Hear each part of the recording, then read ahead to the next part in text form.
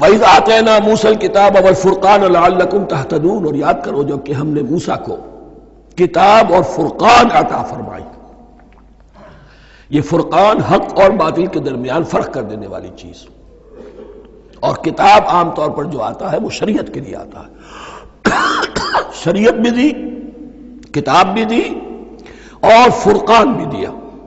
لعلکم تہتدون، تاکہ تم ہدایت پاؤ. وَإِذْ قَالَ مُوسَىٰ لِقَوْمِهِ، اور یاد کرو جب کہ کہا تھا موسیٰ نے اپنی قوم سے، یا قوم انکم ظلمتم انفسکم باتخاذکم العجل، اے میری قوم کے لوگوں، یقیناً تم نے اپنے اوپر بڑا ظلم کیا ہے بچڑے کو معبود بنا کر. فتوبوا الی بارئکم، پس توبہ کرو اپنے پروردگار، اپنے خالق کی جناب میں. باری اللہ تعالیٰ ہے. باری فاقتلوا انفسکم، تو قتل کرو اپنے آپ کو. یہ چیز جو ہے تورات میں تفصیل سے آئی ہے، قرآن میں نہیں ہے. اسی اعتبار سے میں نے آپ کو بتایا تھا کہ تورات کا مطالعہ اس اعتبار سے مفید ہے کہ بہت سے واقعات جن کا قرآن میں ذکر ہے، اجمالاً اشارہ ہے،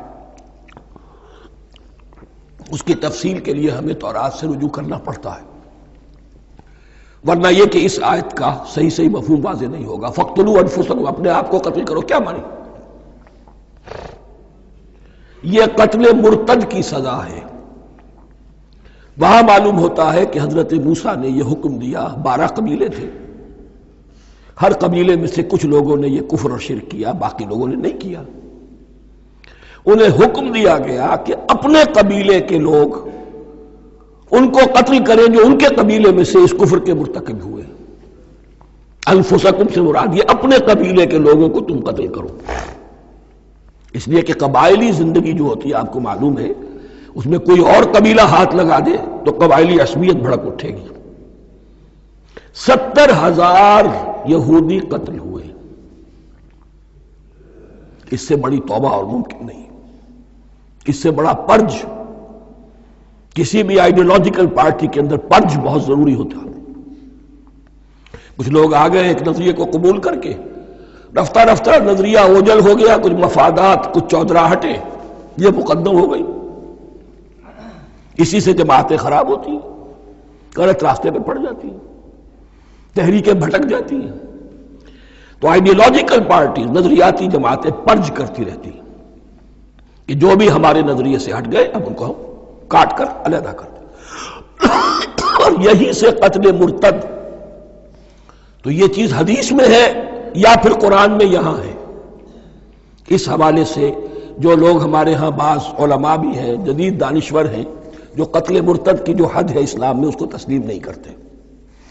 لیکن میرے نزدیک یہ شریعت موسوی کا تسلسل ہے کہ شریعت موسوی کی جس شے کو بدلا نہ گیا ہو، جس کے بارے میں صراحتاً یہ معلوم نہ ہو کہ یہ شے تبدیل کر دی گئی، تو وہ شریعت محمدی کا جز بن گئی. زنا پر رجم کا معاملہ بھی یہی ہے.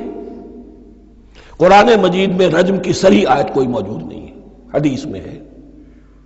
قرآن مجید میں مرتد کے قتل کے لیے کوئی آیت موجود نہیں ہے، حدیث میں ہے، سنت میں ہے. اور دونوں کی کا جو منبع ہے وہ اصل میں تورات ہے. تو اس بات کو اچھی طرح نقل کر لیجئے. یہ جگہ اکثر لوگ جو ہے یہاں بہت سرسری طور سے گزر جاتے ہیں، یہ بہت اہم ہے. اور اس کے لیے تورات کی طرف رجوع کیجئے. 70,000، 6 لاکھ کل تھے. جب یہ مصر سے نکلے ہیں 6 لاکھ تھے. کتنے عرصے کے بعد پیننسولا پہنچے ہیں، سینائی پیننسولا میں اور طور میں کچھ اور ان کی تعداد بڑھ گئی ہوگی، لیکن یہ کہ ان میں سے 70 لاکھ کو قتل کیا اپنے ہاتھوں سے. ہر قبیلے نے اپنے جو مرتد تھے ان کو اپنے ہاتھ سے قتل کیا. فتوبوا الی بارئکم فاقتلوا انفسکم ذالکم خیر لکم عند بارئکم، یہی تمہارے لیے تمہارے رب کے نزدیک بہتر بات ہے. فتاب علیکم، تو اللہ نے تمہاری توبہ قبول کر لی. توبہ قبول کس طرح ہوئی؟ یہ تزکیہ ہوا ہے امت کا کہ ان میں سے جن لوگوں نے اتنی بڑی غلط حرکت کی ہے ان کو کاٹ کر، ذبح کر کے، ان کو قتل کر کے پھینک دیا گیا. انہ هو التواب الرحیم، یقیناً وہ تو ہے ہی بہت توبہ کا قبول فرمانے والا اور بہت رحم فرمانے والا. وَإِذْ قُلْتُمْ يَا مُوسَىٰ لَن نُّؤْمِنَ لَكَ حَتَّىٰ نَرَى اللَّهَ جَهْرَةً، ایک اور واقعہ ان کی تاریخ کا. اور یاد کرو جب کہ تم نے کہا تھا اے موسیٰ ہم تو تمہاری بات نہیں مانیں گے.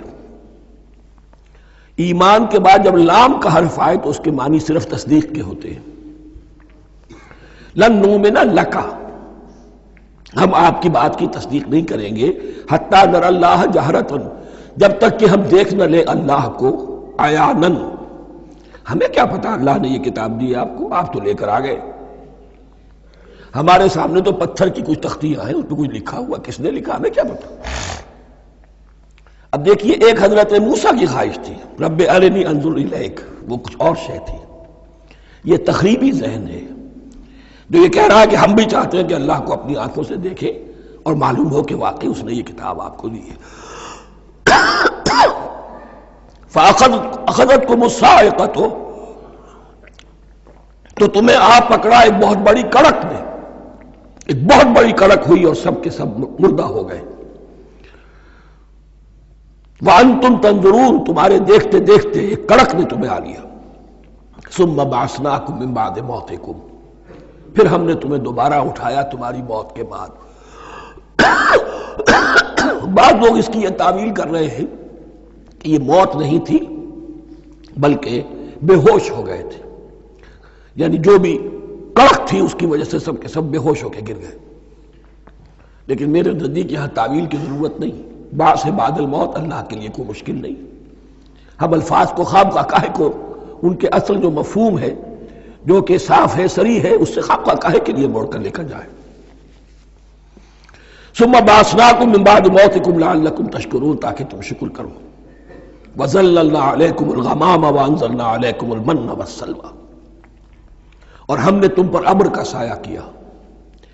اب 6 لاکھ کا قافلہ چل رہا ہے، سینائی پیننسولا، صحرا، کوئی اونٹ نہیں، کوئی سایہ نہیں، دق و دق، دھوپ کی تبش. تو اللہ کا فضل ہوا کہ ایک سائے کی طرح ابر جو ہے ان کے ساتھ ساتھ جہاں جہاں وہ جا رہے ہیں وہ ابر ان پر سایہ کیے ہوئے. وَأَنزَلْنَا عَلَيْكُمُ الْمَنَّ وَالسَّلْوَىٰ، کھانے کو کچھ نہیں تو من اور سلوہ نازل کیے گئے. من ایسے اترتا تھا رات کے وقت کہ جیسے شبنم کے قطرے ہوتے ہیں، لیکن وہ ہوتا تھا کسی ایسی چیز کا جس میں شیرینی تھی، اور پھر وہ زمین پر آ کر جم کر وہ ایک گویا کے دانہ بن جاتے تھے. یہ ان کا اناج ہو گیا. کاربوہائیڈریٹ سپلائی اس سے ہو گئی من سے. اور سلوہ ایک خاص قسم کا پرندہ بٹیر کی شکل کا جو بے پناہ بڑی تعداد میں ان کے بڑے بڑے جھنڈ آتے تھے شام کے وقت، اور وہ ان کے ڈیرا جہاں ہوتا تھا اس کے گرد وہ اتر آتے تھے، اور رات کی تاریکی میں یہ آسانی سے ان کو پکڑتے تھے، ان کو کھاتے تھے بھون کر، اور یہ ان کی پروٹین ہو گئی. پوری غذا جو ہے اللہ تعالیٰ نے ان کو فراہم کر دی. وَأَنزَلْنَا عَلَيْكُمُ الْمَنَّ وَالسَّلْوَىٰ كُلُوا مِن طَيِّبَاتِ مَا رَزَقْنَاكُمْ، کھاؤ ان پاکیزہ چیزوں کو جو ہم نے تمہیں عطا کی ہیں.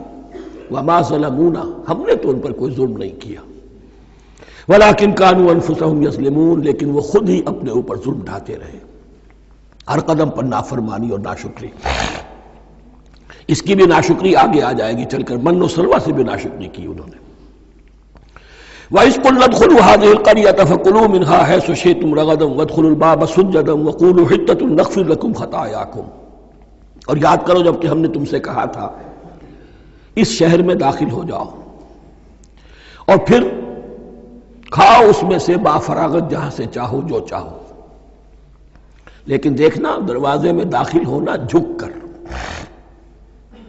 اور کہتے رہنا مغفرت مغفرت مغفرت، ہم تمہاری خطاؤں سے درگزر فرمائیں گے. اس آیت کو سمجھنے کے لیے ذرا تاریخی بات سمجھ لیجئے. صحرائے سینا میں آنے کے بعد اور یہ جو کتاب تورات انہیں مل گئی تھی اس کے بعد حضرت موسیٰ علیہ السلام کے ہی زمانے میں انہیں جہاد اور قتال کا حکم ہوا. اس سے پوری قوم نے انکار کر دیا. یہ سورہ مائدہ میں آئے گا. اس پر اللہ تعالیٰ نے ایک صدا مسلط کر دی ان پر کہ 40 برس تک اسی صحرا میں بھٹکتے پھریں گے. اگر یہ ابھی قتال کرتے جہاد کرتے تو پورا فلسطین ان کے ہاتھ پر ابھی فتح کرا دیتے، لیکن چونکہ انہوں نے بزدلی دکھائی ہے، اب سزا یہ ہے فَإِنَّهَا مُحَرَّمَةٌ عَلَيْهِمْ 40 سَنَةً يَتِيهُونَ فِي الْأَرْضِ، اب 40 برس تک یہ اسی صحرا میں بھٹکتے پھریں گے، اور ارض فلسطین جو ان کے لیے ارض موعود تھی وہ ان پر حرام کر دی گئی 40 سال کے لیے۔ اس 40 سال کے عرصے میں حضرت موسیٰ کا بھی انتقال ہو گیا، حضرت ہارون کا بھی ہو گیا، اور اس عرصے میں ایک نئی نسل پیدا ہوئی۔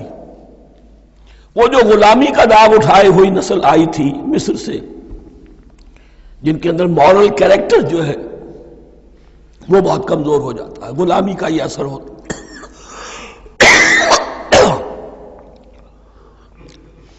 وہ پوری نسل ختم ہو گئی، نئی نسل اب پیدا ہوئی، 40 برس صحرا میں پیدا ہوئے، یہی پلے بڑھے، ان میں اب ایک جذبہ تھا۔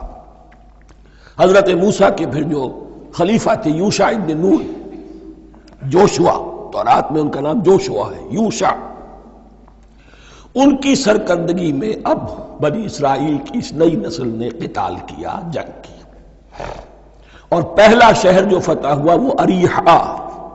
آج بھی وہ شہر جو ہے جیریکو جو آپ دیکھتے ہیں خبروں کے اندر آتا ہے بار بار، اریحا اس کا پرانا نام ہے، یہ شہر فتح ہوا، اس فتح کی بات کا تذکرہ ہو رہا ہے۔ یاد کرو جب کہ ہم نے تم سے کہا تھا اس بستی میں، اس شہر میں داخل ہو جاؤ فاتحانہ، اور پھر جو کچھ یہاں ہے، جو نعمتیں ہیں ان سے متمتع ہو، کھاؤ پیو، لیکن داخل ہونا سجدہ کرتے ہوئے، مراد کیا، جھک کر، یعنی ایسا نہ ہو کہ تکبر کی وجہ سے تمہاری گردنیں اکڑ جائیں، گردنیں جھکا کر اللہ کا احسان مانو، یہ نہ سمجھو کہ یہ فتح تم نے حاصل کی۔ اس کی تفسیر اصل میں نظر آتی ہے حضور کی شخصیت میں، کہ جب فتح مکہ کے موقع پر مکے میں داخل ہوئے ہیں تو جس سواری پر آپ بیٹھے ہوئے تھے، آپ کی پیشانی اس کی گردن کے ساتھ جڑی ہوئی تھی۔ یہ وقت ہوتا ہے جب کہ تکبر اور تعالی، فاتح کی حیثیت سے آنا، اور بندہ مومن کے لیے یہی وقت ہے تواضع کا، جھکنے کا۔ وَقُولُوا حِطَّةٌ، حتیٰ یہود تو کہتے ہیں جھاڑ دینے کو، تو اس کے معنی کیا ہے، اے اللہ ہمارے گناہ جھاڑ دے، مغفرت، اے اللہ ہمیں مغفرت، ہماری مغفرت فرما، جو خطائیں ہو گئی بخش دے۔ قولوا حِطَّةٌ، تمہاری زبان پر استغفار ہونا چاہیے، تمہاری گردنیں جھکی ہوئی ہونی چاہیے۔ نغفر لکم خطایاکم، اگر تم اس پر عمل کرو گے ہم تمہاری خطایا جو ہیں، خطائیں جو ہیں انہیں معاف فرما دیں گے، وسنزید المحسنین، اور جو تم میں محسن ہوں گے انہیں اور بھی زیادہ دیں گے، اور انعام و اکرام آئیں گے۔ فبدل الذین ظلموا قولا غیر الذی قیل لہم، تو ان میں سے جو ظالم تھے، جو بد کردار تھے، انہوں نے بدل دیا، ایک اور قول اختیار کر لیا اس قول کی جگہ جو انہیں کہا گیا تھا حتہ حتہ، انہوں نے کہنا شروع کیا ہنتا ہنتا، ہمیں تو گیہوں چاہیے، گیہوں چاہیے۔ یہ بعد میں ابھی آ جائے گا اگلے رکوع کے اندر، کہ من و سلوہ سے ان کی طبیعتیں بھر گئی تھی ایک ہی چیز کھا کھا کے۔ اب وہ کہہ رہے تھے کوئی چیز ہمیں جو ہے زمین کی روئیدگی میں سے، پیداوار میں سے، تو وہ ان کے زبان پر انہوں نے مذاق اڑاتے ہوئے گویا کہ حضرت موسیٰ علیہ السلام کے ذریعے سے حکم ملا ہے، استہزاء کر رہے ہیں، حتۃ کی بجائے حنتۃ۔ فانزلنا علی الذین ظلموا رجزا من السماء بما كانوا یفسقون، تو جن لوگوں نے یہ حرکت کی تھی ان پر ہم نے آسمان سے ایک بہت بڑا عذاب نازل کیا۔ تورات سے معلوم ہوتا ہے کہ پلیگ آئی، اور جنہوں نے یہ حرکت کی تھی وہ سب کے سب ہلاک ہو گئے یریکو کے اندر۔